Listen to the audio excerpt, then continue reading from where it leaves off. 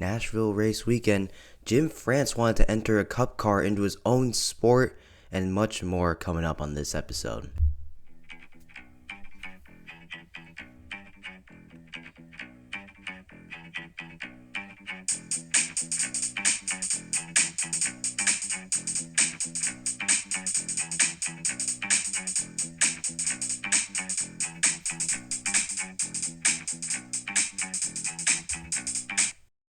How's it going, everybody? Welcome back to Talking NASCAR. I'm your host, Andrew, and this weekend we have got a lot of stuff going on. We got the Nashville race weekend. We got a bunch of stories to catch up on from earlier this week. But I just want to say thank you guys for tuning into episode 1. Some of you guys have left your comments. I'm eternally grateful for the support that I've seen so far and all the results back on episode 1. So I'm very excited to see where the show can go in the future. But let's go ahead and get into the show right now. We're going to talk about Nashville race weekend, and let's talk about the Cup Series with the starting lineup. So Chase Briscoe in the number 19 will start on pole with Denny Hamlin, his teammate, in the 11 on the outside. Now, Denny Hamlin is actually on baby watch this weekend. His wife, she is due this weekend. So a little bit of an interesting time for the Hamlin family. Denny Hamlin is going to choose to go to the birth of his son if it were to overlap with the race.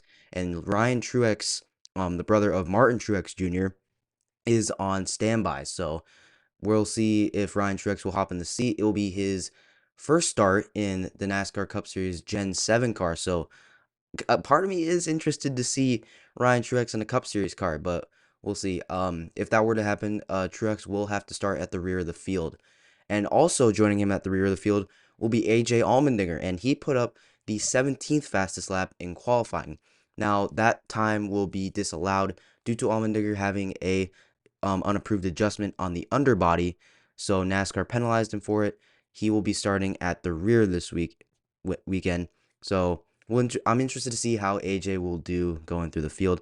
And AJ Allmendinger is in the playoff hunt, and right now he is, I believe, sitting 18th in the standings. Yes, 18th in the standings. AJ Allmendinger is currently right now. He is 13 points back from the current last driver in Ryan Preece, who is 6 points above the cut line. AJ is also 7 points behind Chris Buescher in the 17 car. So I'm interested to see what run AJ Allmendinger will have this weekend. Nashville hasn't been the best track for him in his career, but I'm still interested to see what that Calling Racing team will do. They've been pretty consistent this whole year, especially on the intermediates. Las Vegas, they ran pretty well. Homestead, they ran pretty well. I'm trying to think of some of the other ovals they ran on, which they were pretty good on. But overall, I'm very excited to see what AJ can do this weekend, and if Ryan Truex will hop in the car for Denny Hamlin this weekend. I'm also looking at some other drivers in their starting positions. Ross Chastain, fresh off the Coca-Cola 600 win, will be starting P5 with Brad Keselowski starting in 6th to his outside in the 6th car. Ricky Stenhouse Jr., another guy on that playoff bubble. He is currently going to be starting 13th. Again, all this is subject to change, so we'll see what happens going into Sunday, but I'm expecting most of this to stay the same. And Eric Jones in the number 43 car for Legacy Motor Club, having off a good run last week at Charlotte. I'm excited to see what he can do starting 14th tonight. And some guys that had rough qualifying efforts. Let's look at them real quick. Kyle Larson, fresh off a disappointing Sunday, failed double attempt, wrecked out of both the Indy 500 and the Coca-Cola 600, starts P28. And now we haven't seen Kyle Larson slump like this in a little while, so I'm a little concerned, but overall, Kyle Larson should bounce back probably next week, but I'm hoping the speed will be there for Larson. He's locked in the playoffs, and there's not much to worry about for Kyle Larson except pace this weekend. And I know I keep saying playoffs, and we are very close to the start of the playoffs, and we're also very close to the start of the in-season tournament. I'll get to more on that later. And also Carson Hocevar in the number 77 will be starting P26. And I'm not concerned about Hocevar. He's had a really good pace this whole year, so I think he'll probably be running up inside the top 15 by the end of the night. Kyle Busch will be starting P25. It's just been a rough year for him in that RCR team. And then Alex Bowman will be starting P24. Not a good qualifying effort for Alex Bowman. Now, looking at some of the other big stories coming into this week, of course, I just mentioned Ricky Stenhouse Jr. is going to be on the playoff cut line heading into this weekend. Again, a lot of playoff drama to look for in this season. Now, I keep mentioning the playoffs, and I want to give us a little bit of a refresher for some of those who know what the playoffs are now in NASCAR and a new look into the playoffs if you aren't familiar with the NASCAR playoffs. So basically, if you win a race during the regular season, you are in the playoffs automatically no matter what. And there doesn't have to be only winners in the playoffs, if you know what I mean. You can have provisional point positions where you finish inside the top. You're one of the top I guess I should say you're one of the top points finishers throughout the year. Take Chase Elliott, for example. He's ranked fourth in the regular season standings, and right now he's currently, I believe, ninth in the playoff points. Just because he doesn't have that win, he would still be in the playoffs on provisional points. Same thing for like Ryan Preece, who's in the number 60 car. He is the last driver in. He is the 16th seed in the playoffs. So if Ryan Preece does have a bad weekend this weekend at Nashville, we could see either Chris Buescher jump up into the playoffs, or we could see AJ Allmendinger or Ricky Stenhouse Jr., etc., etc.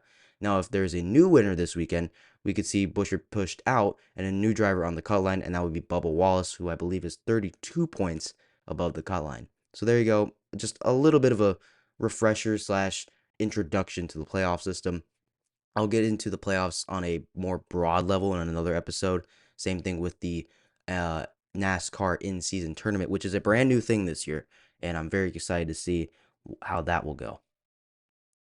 Now let's talk about some stories that were from earlier in the week. Let's start with Jim France, who apparently was going to enter his own Cup car into his own series, the NASCAR Cup Series. First off, that is absolutely wild. I'm shocked that that would happen. Now there are some other teams and other people in different series of motorsports that do this. And immediately coming to mind, Roger Penske. He owns the IndyCar brand, and he has his own team. And there has been some controversies in the past about with Roger Penske and conflicting interest. And apparently, the only reason Jim France hasn't entered Sonoma is that very same thing. And a lot of people in the garage, especially, were pushing back on that. And I completely agree. Conflict of interest for Jim France, who I believe was going to enter his own IMSA driver, who drives in a sports card series that is kind of a sister series to NASCAR in a way. He was going to enter that driver into the sport with Spire Motorsports. Basically, going to be fielding a fourth part-time entry that was really going to be under the NASCAR branding. I don't know what the team is for NASCAR in IMSA, so I'm not sure what the name would be, but definitely very interesting to talk about. Um, I'm very glad that Jim France is deciding not to enter his car into the field. I just feel like that would bring so much more controversy into the field. And the way NASCAR is right now, I really don't want that with the lawsuit between NASCAR and 2311 Racing and Front Row Motorsports, which I will explain in a future episode for those of you who are not aware. I just don't really have the time for it on this episode. But just with all that, the last thing we needed was more controversy, and I'm glad that NASCAR is really just letting it let the public speak for it, and I just thank goodness for me. And oh man, the conflicting interest is huge. It's just oh boy, so bad on NASCAR's part to think about that. Like I understand why they would want to do that. It's a cool venture. It's both a business venture for NASCAR, and it may also be fun. But the other side of it is there conflicting interests? Are they gonna be using this to gain some sort of leverage on the teams? I don't know. It's weird, right? And while we are on the topic of controversies, we can say another rumor going around is that NASCAR is considering upping the engine horsepower to around 750 horsepower. And that is some great news right now. And I love that NASCAR is considering this. They've tried everything to make the next gen car better, make passing better. They've tried softer tire compounds, messing with the underwing, and we've seen how those work. The softer tire compounds, it works, but they need more. They need more horsepower specifically. And a lot of drivers I've seen on social media and from in-person interviews from other NASCAR content creators is mostly positive, and that's a very good thing. And I want to talk about this with the casual fan who doesn't really know. Right now, NASCAR is unfortunately going with the route that maybe the public thinks that if they see close racing on TV, they'll be hooked immediately. And admittedly, for me, that was kind of what I was thinking originally. But now I've kind of seen the ways and noticed that it's not the best racing in the world. And I point to Talladega earlier this season as proof. And it just nobody pulling out a line on the final lap just because of the draft and the absolute amount of air they would be faced with was not good. Now, that has nothing to do with horsepower. I just want to get that out of the way. That has nothing to do with the increasing of horsepower. On short tracks, it's a different story. You can't pass. The cars are just too equal. They got too much grip. The tires are a lot wider, so less room for mistakes. If a driver is starting to get loose, they can use that racket pinion steering to correct it, and with minimal loss of time and loss of position. With more horsepower, that will cause more variables into the race. Tires may burn out faster, and I just said that softer tire compounds, we may see the softer tire blow out more cautions on short tracks. We may see more passing as tires falling off. And for drivers who are less experienced with tire conservation, like younger drivers, it's going to be harder for them to conserve their tires and to keep pace. So I'm all for NASCAR upping the horsepower. And we've talked about this a lot. A lot of people have suggested it, and I saw my another content creator, Eric Estep on YouTube.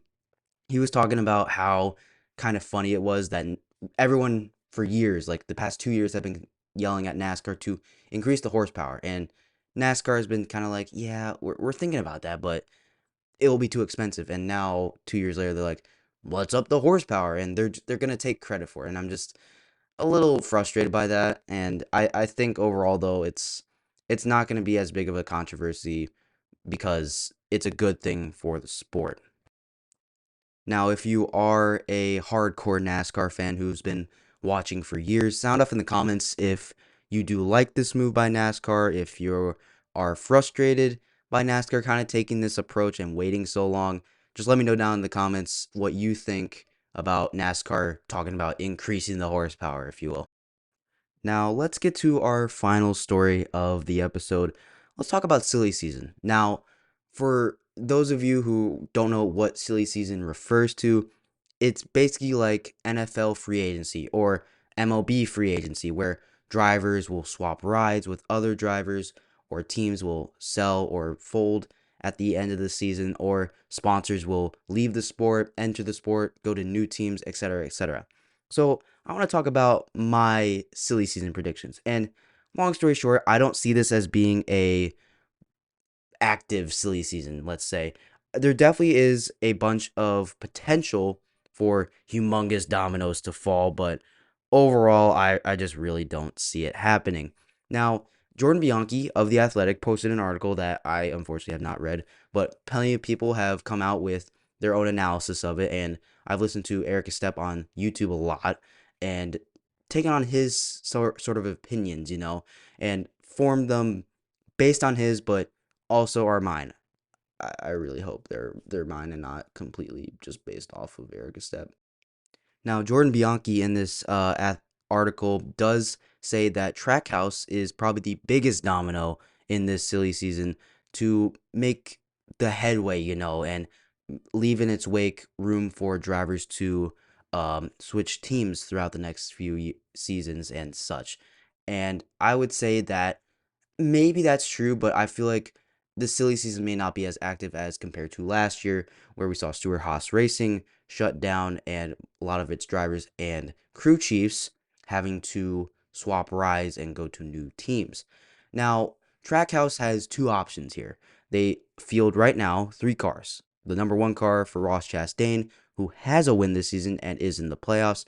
The 88 of Shane Van Gisbergen, who right now is having a terrible season, but on the road courses, he's been very good. And on the ovals, he's been struggling. but he has been improving. I point to Charlotte, and he's been getting better at ovals pretty much. And the 99 of Daniel Suarez has not looked good this year. He's basically been a mid 20s car all year. I still think that he is better at Shane Van Gisbergen on the ovals, and he's not as good as Shane Van Gisbergen on the road courses. Just to kind of give like a base point or a reference point for his Trackhouse teammate. And the problem with Daniel Suarez being better on ovals, he's not the top dog on ovals. He's very good on super speedways. He's solid on road courses, but he's not the best driver in the field. I would say he is worse than Zane Smith on ovals. And right now, the ovals making up the majority of the schedule means that Daniel Suarez will not run as good and finish as good on Sundays most of the time. So I believe Trackhouse has two options here. They can keep the same lineup with Chastain, Van Gisbergen, and Suarez, or they shuffle it up a little bit, whether that be dropping Shane Van Gisbergen or dropping Daniel Suarez. If they were to go this route, I believe they would probably drop Daniel Suarez. There is a chance, and I've seen some people talk about this, making Van Gisbergen part-time or making Suarez part-time and having him split a ride with Connor Zilisch. Now, I just don't really know if that's possible. Connor Zilisch right now is full-time in the NASCAR Xfinity Series with Calling Racing in the number 88, or not Calling Racing, excuse me, Junior Motorsports in the number 88. So right now, Connor Zilisch, he's running good. He has a win at Circuit of the Americas, and on the ovals, he's been good, but we saw Shane Van Gisbergen run decent on the ovals last year, and now in Cup, he's been running pretty bad on ovals. So I'm wondering if Connor Zilisch maybe isn't quite ready. He needs another year to develop a little bit. And I feel like, just pointing to Shane Van Gisbergen once again, I feel like Shane Van Gisbergen was rushed to the Cup Series, and we're seeing the signs of that right now. And I hate for Connor Zilisch to undergo the same treatment, but I do overall think that Connor Zilisch may be a better oval racer than Shane Van Gisbergen right now, but may not be exactly the better road course racer because Shane Van Gisbergen has more experience, while Connor Zilisch is younger and has higher potential. But either way, that's one option for Trackhouse. The other option is they completely leave the lineup the same and keep Chastain, Van Gisbergen, and Suarez. Suarez has a 1-year contract. It expires at the end of this year. I wouldn't be surprised if they extend him or go to him for an extension for 1 year. I wouldn't be surprised if Suarez wants to return to Trackhouse. He really likes it there. While there have been some changes like Ty Norris, the president of Trackhouse, going over to Calling, and Pitbull leaving his ownership role, Trackhouse has undergone a lot, but I still think that this lineup will probably stay the same. As for Connor Zilisch, he'll probably stay in Xfinity for 1 more year. He's had success with Junior Motorsports, and I don't see a reason why not to let a 19-year-old develop in the NASCAR Xfinity Series before getting him up to Cup. But that's just my opinion, now. And there is one more little bit of silly season, or two more, excuse me. I want to also talk about 2311 Racing. They have 3 cars as well. The 23 fielding for Bubba Wallace, and the 45 for Tyler Reddick, and the 35 for Riley Herbst. And the reason I said the 35 last is because that 35 car has been abysmal this season. Now, the only reason Riley Herbst is in that car in the first place is because of sponsorship funding. He has a great relationship with Monster Energy. The Herbst family has a bunch of little gas stations opened up across America. I guess they got a whole brand. So the only reason that Riley Herbst is in that car is because of sponsorship. And right now, 2311 Racing is currently with a lawsuit against NASCAR, and they're losing money pretty much. And they need all the money they need in case they have to bow out of the sport, or if things go sideways and they just need to cover up a bunch of bills. So that's where Riley Herbst comes in to give all that funding to Michael Jordan, Curtis Polk, and Denny Hamlin. And overall, the performance has been bad from Riley Herbst, but that is to be expected. It's a third 2311 racing car. It's new. Riley Herbst hasn't been the greatest driver ever, so I guess you can't say that it wasn't expected from Riley Herbst. Now, originally, I did have Riley Herbst leaving 2311 Racing, or being dropped. I guess it's more 2311 Racing's decision. Anyway, I had him going to a third Legacy Motor Club car in the number 84, which I'm going to talk about in a second because there is something to be said there. And now, according to this Jordan Bianchi article, it sounds like Riley Herbst will be there once again in 2026. And now, this doesn't really have to do with Riley so much. It has to do more with Corey Heim. Corey Heim is a development driver for 2311 Racing. He currently drives in the truck series for the number 11 Tricon Garage truck. Excuse me, I almost said car. And he has been making select cup starts in the number 67 2311 Racing car, while also making some starts in the Xfinity Series for Sam Hunt Racing, which is another Toyota team. Now, basically, what a driver development deal is, you basically have a deal to race a bunch of cars in different series, like the Xfinity Series, Truck Series, and Cup Series, to get more experience, get more seat time, and just overall more experience to develop you. Hence, the driver development deal name, I guess. So it definitely sucks for Corey Heim. I don't see him moving up into the Cup Series next year with the 84 of Legacy Motor Club. Obviously, since Riley Herbst won't take that seat. And then you don't have him moving up to the Xfinity Series because Sam Hunt Racing isn't necessarily the best equipment, even though we have seen him run pretty well in that car. I just think that now we're going to see Corey Heim just sticking Truck Series for another full year, driving select starts in Xfinity and Cup. And this doesn't, it's fine. It's fine for Corey Heim. He can get some records in the Truck Series, but he can also get more experience and maybe mature a little bit. We've seen Corey Heim sometimes loses cool, and he's definitely not like other Truck Series drivers. He's not one who's gonna intentionally wreck a car. There was one time, 2023, Phoenix, the championship race, he did wreck Carson Hocevar, but that was almost 2 years ago. So I'm gonna leave that behind for Corey Heim. So definitely sucks for Corey Heim not being able to move up to the Cup Series in the number 35 car. And I do know part of the reason why he's not moving up to the Cup Series is because of funding. And I just listed the reasons why Riley Herbst is in the car and why Corey Heim will not. It's because of funding. And that's just the name of the game now in NASCAR. The driver who has the most funding will most likely get a seat over a guy who has extreme talent and no funding. And now I'm not saying that every single driver that has funding, like really good family funding, is necessarily really bad, like Riley Herbst may be. I'm saying that most drivers who don't have a lot of funding are really good. It's weird. I know. There are some drivers, though, that have lots of sponsor support and are really good. Kyle Busch, for example, he's really good and has a lot of sponsor support. Denny Hamlin is really good and had a lot of sponsor support from FedEx from so long. So I'm not saying Riley Herbst is bad. He's definitely just not as good as Corey Heim or maybe someone like Taylor Gray in the Xfinity Series or William Sawalich in the Xfinity Series. I completely butchered William Sawalich's name right there, so I'm so sorry to William Sawalich right there. But overall, that's the 2311 Racing story right now. Riley Herbst will most likely be sticking in the number 35 car. Now, there is a world where the lawsuit with NASCAR does play an effect, and 2311 Racing could lose all its charters. Their three drivers could look to go elsewhere. Where could they go? I don't know. And frankly, I don't want to go that route. I believe that the lawsuit will go in the favor of the teams, which are both 2311 Racing and Front Row Motorsports, which means they will keep all three of their charters respectively, and all three of their drivers will most likely stay with their respective teams.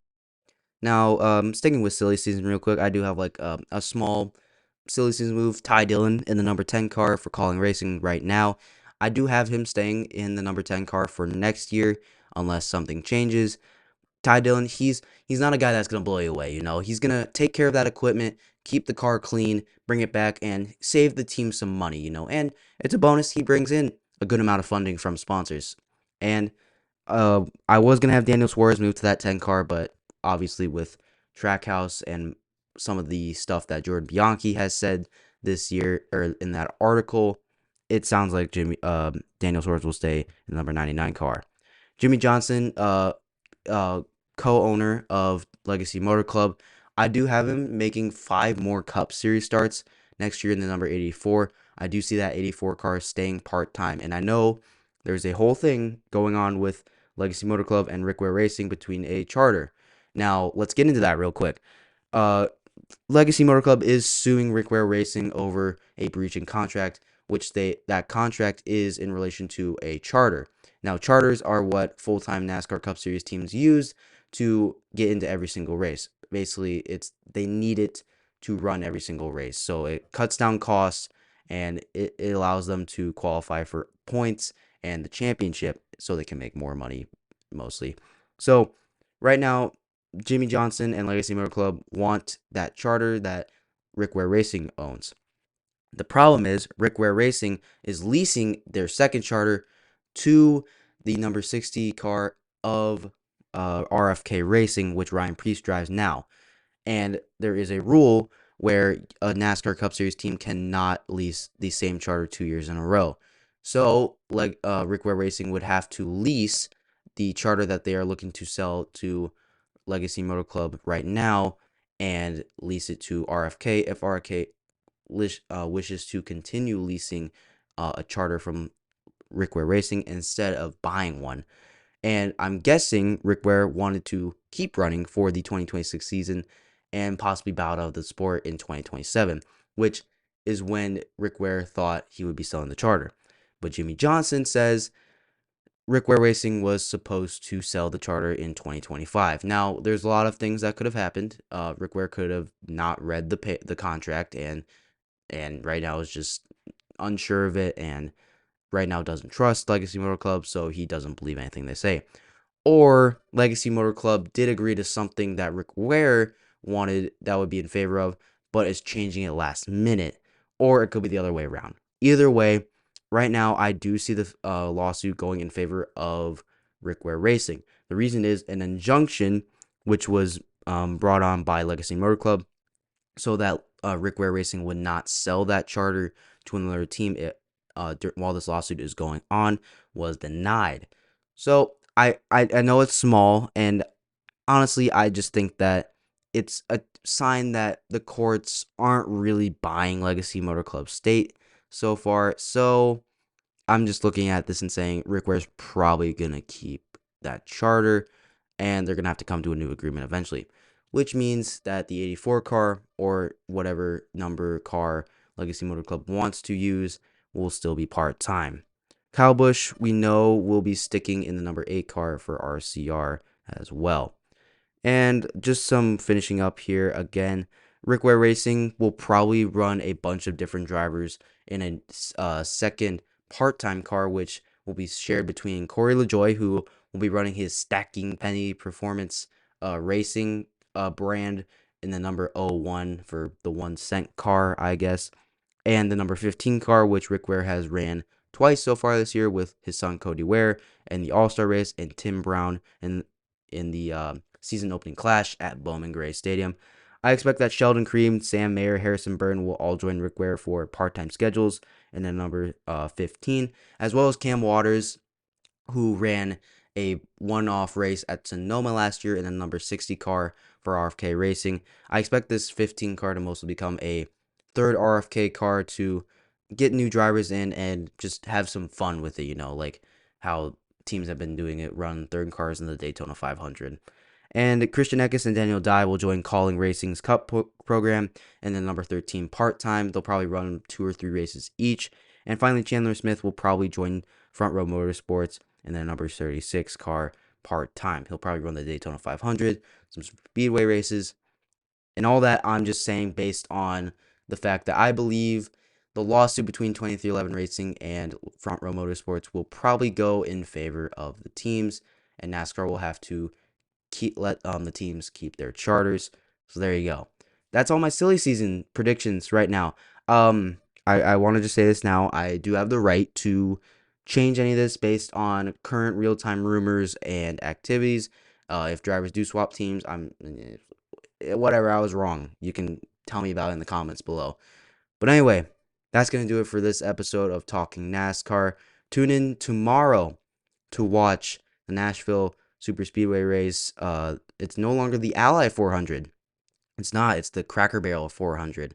So very interesting name, to say the least, for a title sponsor. But thank you so much, guys, for tuning in. Leave your comments down below, and I'll try to respond to them. Maybe I really don't know what I'm gonna do. I should have some polls down there eventually, and yeah, also check out Talking Sports, the other show I co-host with my buddy Miles Shield. Today we just posted another episode, so go check it out. It's a lot of cool stuff that we do over there, and I'll catch you in the next episode.